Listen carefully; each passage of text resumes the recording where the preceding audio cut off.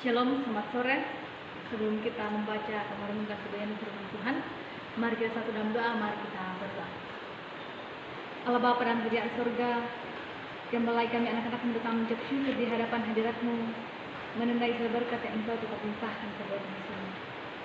Pada hari ini Tuhan, kami akan membuka, membaca, serta merenungkan firman-Mu pada hari ini.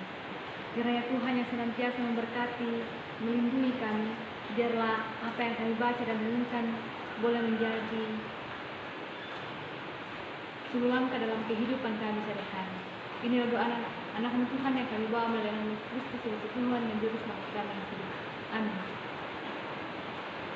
Pembacaan kita pada sore hari ini terambil dari Yohanes pasal 15 ayat 13 sampai 15. Yohanes pasal 15 ayat 13 sampai 15. Firman Tuhan, pokok anggur yang benar. Tidak ada kasih yang lebih besar daripada kasih si orang yang memberikan nyawanya untuk sahabat-sahabatnya. Kamu adalah sahabatku, jikalau kamu berbuat apa yang kuperintahkan kepadamu. Aku tidak menyebut kamu lagi hamba, sebab hamba tidak tahu apa yang diperbuat oleh tuannya. Tetapi aku menyebut kamu sahabat, karena aku telah memberitahukan kepada kamu segala sesuatu yang telah kudengar dari Bapa-Ku. Amin. Firman Tuhan. Dari pembacaan kita pada sore hari ini, saya mengangkat satu tema, yaitu hiduplah menjadi sahabat bagi semua orang. Hiduplah menjadi sahabat bagi semua orang. Alkitab bukan hanya buku yang berbicara tentang surga dan neraka, tetapi juga soal-soal bagaimana kita menjalani hidup selama ada di dunia ini. Salah satu Alkitab muat adalah petunjuk bagaimana kita memiliki dan menjadi sahabat. Yang menjadi perhatian kita adalah bukan sekedar menuntut pihak lain menjadi sahabat bagi kita, tetapi bagaimana kita dapat menjadi sahabat bagi orang lain. Persahabatan ini adalah kunci sukses dalam penginjilan. 67% orang yang datang ke gereja karena pengaruh dari persahabatan. Nah, dengan tidak melupakan kuasa doa dan karya Roh Kudus, kita harus menyadari untuk terus mengembangkan persahabatan sebagai sarana perlokaan kasih Tuhan di dalam kehidupan kita sehari-hari. Persahabatan kunci sukses dalam keluarga.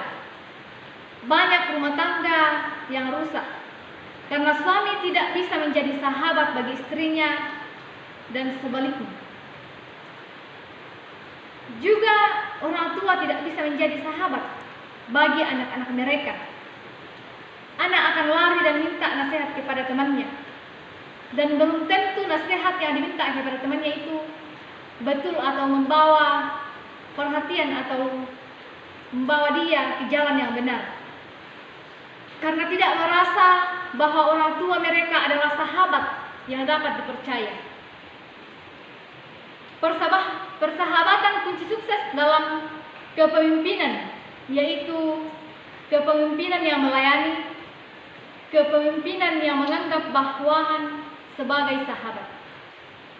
Tuhan Yesus adalah inspirasi dan keteladanan utama dalam kepemimpinan persahabatan. Adalah kunci sukses dalam usaha dan pekerjaan kita. Nah, bagaimana hidup menjadi sahabat bagi semua orang? Apa yang kita harus lakukan? Apa tindakan kita? Atau bagaimana cara kita untuk menjadi sahabat bagi semua orang? Nah, mari kita akan belajar prinsip-prinsip persahabatan dari kitab Ayub pasal 2 ayat 11 sampai 13. Yang mengatakan, ketika ketiga sahabat Ayub mendengar kabar tentang segala malapetaka yang menimpa dia, maka datanglah mereka dari tempatnya masing-masing yakni Elifas orang Teman dan Bildad orang Sua serta Sofar orang Naama. Mereka bersepakat untuk mengucapkan bala sungkawa kepada dan menghibur dia. Ketika mereka memandang dari jauh, mereka tidak mengenalnya lagi. Lalu menangislah mereka dengan suara nyaring. Mereka mengoyakkan jubahnya dan meneburkan debu di kepala terhadap langit.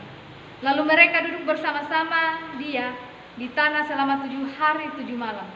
Seorang pun tidak mengucapkan sepatah kata kepadanya, karena mereka melihat bahwa sangat berat penderitaan Ayub. Nah, tentu teladan utama kita tetaplah Yesus. Tetapi dari kisah orang-orang yang diizinkan Tuhan dicatat dalam Alkitab, kita bisa belajar tentang banyak hal, termasuk tentang prinsip persahabatan.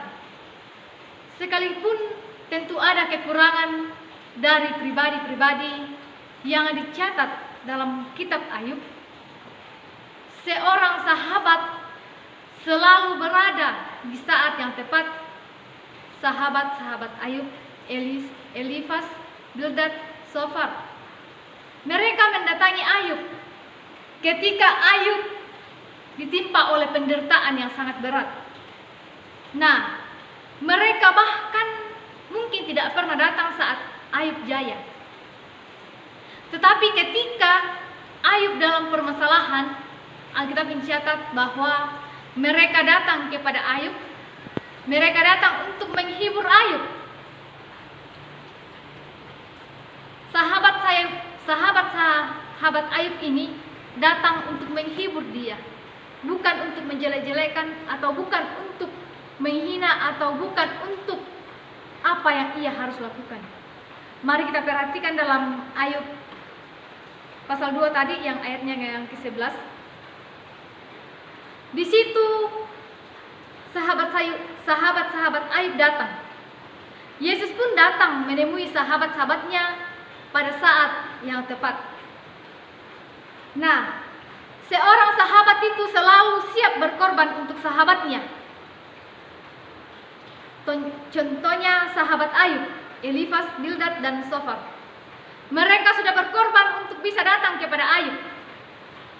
Kemudian Yesus juga mengorbankan waktu doanya untuk membela murid-muridnya. Bentuk pengorbanan itu banyak hal. Pengorbanan waktu, pengorbanan tenaga, pengorbanan pikiran, dan pengorbanan materi. Jadi menjadi sahabat bagi semua orang itu tidak mudah. Tetapi banyak hal yang kita harus lalui dan tantangan-tantangan yang kita harus lalui. Apakah kita bisa keluar dari tantangan-tantangan itu atau masalah-masalah tersebut yang kita hadapi untuk menjadi sahabat bagi semua orang? Dan Yesus bahkan berkorban nyawa untuk kita, sahabat-sahabatnya. Mari kita perhatikan dalam Yohanes pasal 15 ayat 13. Tidak ada kasih yang lebih besar daripada kasih seorang yang memberikan nyawanya untuk sahabat-sahabatnya. Tuhan sudah memberikan kita nyawanya untuk menebus kita dari dosa-dosa kita. Seorang sahabat selalu siap ada di samping sahabat-sahabatnya. Sahabat Ayub datang untuk menyatakan rasa simpati. Walaupun di sisi lain mereka sempat berpikir salah bahwa Ayub menderita karena dosa-dosa yang telah diperbuatnya. Tetapi bukan seperti itu.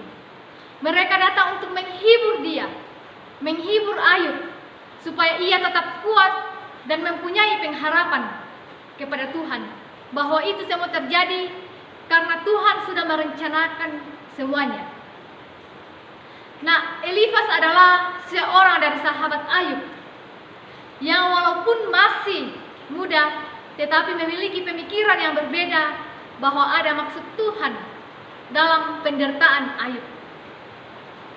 Yesus adalah Allah Immanuel yang selalu menyertai kita seperti tema kita Natal di tahun ini dalam Matius pasal 1 ayat 23. Jadi seseorang sahabat itu adalah selalu siap untuk mendengar. Banyak orang membutuhkan sahabat sebagai tempat curhat, tetapi tidak semua sahabat bisa ditempati untuk membuka atau untuk kita berbicara kepada dia untuk mencari solusi atau memberikan nasihat-nasihat atau apa yang kita butuhkan dalam kehidupan kita. Sahabat adalah seorang yang selalu siap untuk mendengar. Seperti teman-teman Ayub dicatat dalam Alkitab, sepakat untuk berdiam dan memiliki tidak banyak bicara, yang dikatakan di dalam Ayub 2 pasal 13. Tuhan Yesus adalah pribadi yang selalu mendengar doa-doa kita, seperti yang dikatakan di dalam Yeremia pasal 29 ayat 12. Dan apabila kamu berseru dan datang untuk berdoa kepadaku, maka aku akan mendengarkan kamu. Tuhan Yesus adalah pribadi yang selalu mendengar doa-doa kita. Ia setia dan melihat kita apa yang kita lakukan. Dan sahabat selalu memberitahu apa yang ia tahu, berbicara tentang prinsip keterbukaan. Dia tahu kapan harus mengkritik, kapan harus menguji. Tuhan Yesus adalah pribadi yang selalu siap menyatakan rahasia dan jalan keluar tentang apapun juga kepada kita, sahabat-sahabatnya.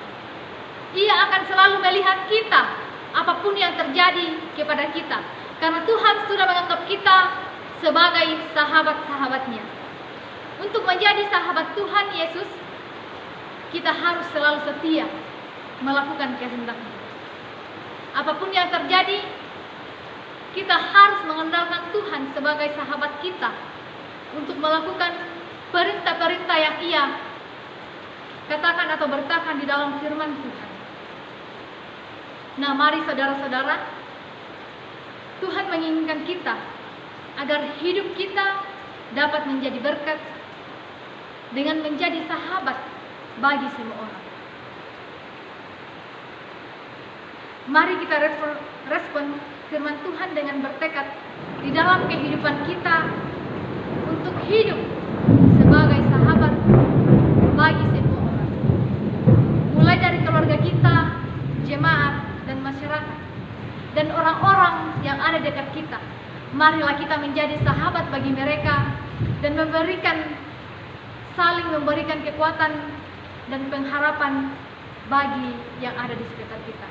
Amin firman Tuhan.